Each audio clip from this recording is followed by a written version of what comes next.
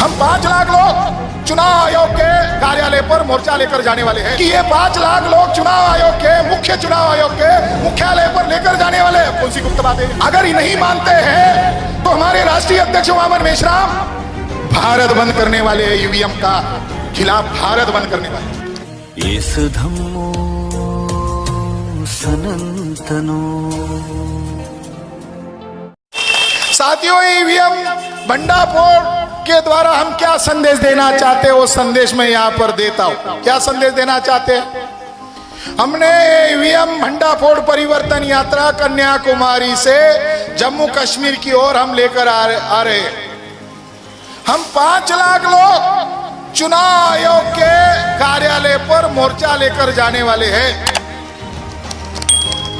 गुप्तचर विभाग हमारे को बार बार पूछ रहे थे कितने लोग आए, कौन आए, क्या बोलने वाले। मैं बोल रहा हूं, रिकॉर्ड में है।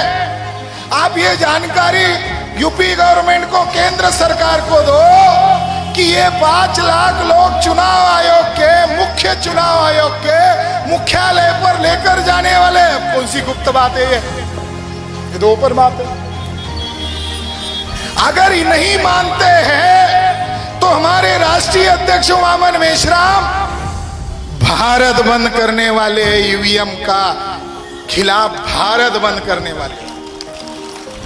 इसके बावजूद भी ये अल्पसंख्यक विदेशी ब्राह्मण अगर नहीं मानते हैं तो 15 लाख वोटर्स को वोट डालने के नाम पर जाना होगा, ईवीएम उठाना होगा और चुनाव जो अधिकारी है उसके सामने आवाज देकर कहना होगा, ये देख भाई वीडियो रिकॉर्ड बना, मैं ही फोड़ रहा हूं, बाद में नहीं बोलूंगा मैंने फोड़ा नहीं, ये देख पटक देता हूं। हम ईवीएम मशीन फोड़ने वाले, जो हमारा तकदीर फोड़ रहा है, हमको गुलाम बना रहा है, हमारे बहू बेटियों की इज्जत लूटी जा रही है, हमारे बच्चों को जॉब नहीं है, हमारे किसान आत्महत्या कर रहे हैं, हमारा बहुजन समाज का जो ईवीएम मशीन सत्यानाश कर रहा है, हम ईवीएम मशीन फोड़ने वाले। आप में से कितने लोग समर्थन करते हैं ईवीएम मशीन फोड़ने का? हाथ ऊपर करो भाई, ये कैमरा घुमाओ। बहुत बहुत धन्यवाद। जो लोग हाथ ऊपर करने वाले नहीं थे, मैं इसी मन से उनको देशद्रोही घोषित करने वाला था। आप देशभक्त हो,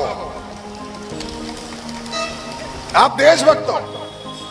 हमारा संगठन 31 राज्यों में है, 550 जिलों में है, 4500 तहसील में है। हरियाणा में हमारा कार्यक्रम चल रहा था, वह पंडितों ने कंप्लेंट की, जय हिंद नवीन ब्राह्मण फरसा दिखाकर विरोध किया। तब हमने उनको कहा हम लोकतंत्र में रहकर लड़ते हैं, अब तुम फरसा दिखा रहे हो। हमारे पुरखों ने 1818 में तुम्हारा फरसा बिरसा सब हवा में उड़ा दिया था।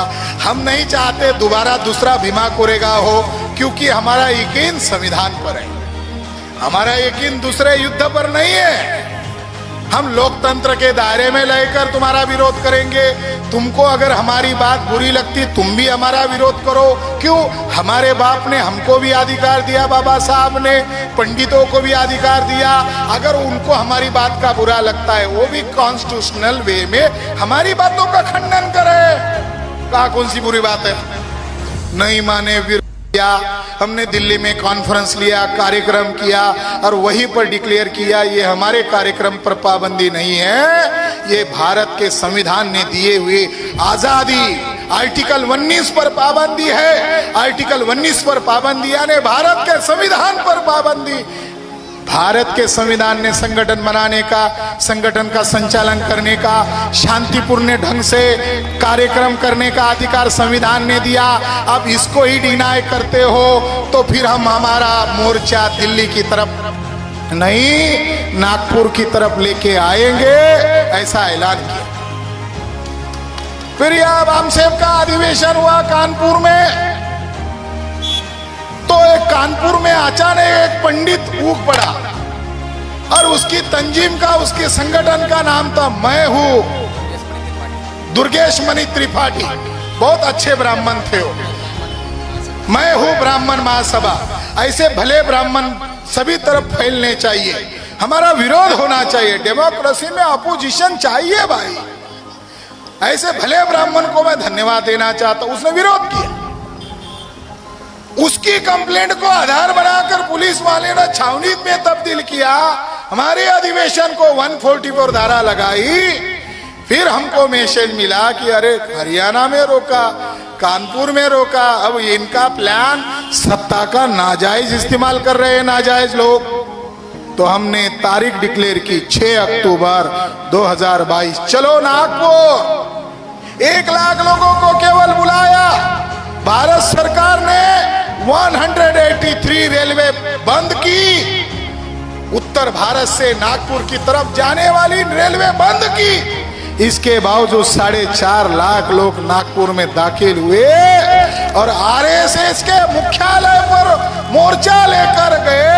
तब जाकर मोहन भागवत की बोली जो है वो तोतली हो गई, यानी वो जो जैसा बोल रहा था अब उसकी भाषा में बदलाव आ गया। भाषा में बदलाव कैसे आया? जाति पंडितों ने बनाई है। अरे कैसे बोल रहे हो? पहले तो समर्थन करते थे, अब विरोध कर रहे हो। कहा कि प्रायश्चित लोग, साथियों, देश का सत्यानाश करने वाले लोग जो है ये भारतीय नहीं है। 3.5% लोग भारतीय नहीं है। ये बात 2001 के डीएनए रिपोर्ट ने और हरियाणा के राखीगढ़ी डीएनए रिपोर्ट ने सिद्ध किया कि ये भारतीय लोग नहीं है, विदेशी है। कुछ ब्राह्मणों को बुरा लगता है, अरे अंग्रेज विदेशी है ऐसा कहकर तो गांधी जी ने आंदोलन चलाया, तो लोगों ने गांधी जी को सर पर लिया। अगर गांधी जी ने अंग्रेजों को विदेशी कहा वो गलत नहीं थे, तो डीएनए के आधार पर सिद्ध हुए ब्राह्मण लोग विदेशी है, इस आधार पर गए। और इस देश को बचाना, इस देश के संविधान को बचाना, ये हमारा पवित्र आंदोलन है। इस देश को, संविधान को बचाना, इस देश की प्रजा को बचाना, इससे बड़ा कोई कार्य नहीं है। यहाँ के लोग कह रहे कि योगी सरकार राशन बांटा, बाद में वापस लिया, ऐसी खबरें आई। मैं कहना चाहता हूँ, भारत के संविधान ने हमको वोट देने का अधिकार दिया। ये राशन बांट रहे हैं। हर साल दिसंबर महीने में रिपोर्ट आता है, वर्ल्ड हंगर रिपोर्ट। भारत गरीबी में और भूखमरी में पहला होता है। इन लोगों को शर्म के मारे डूब मरना चाहिए।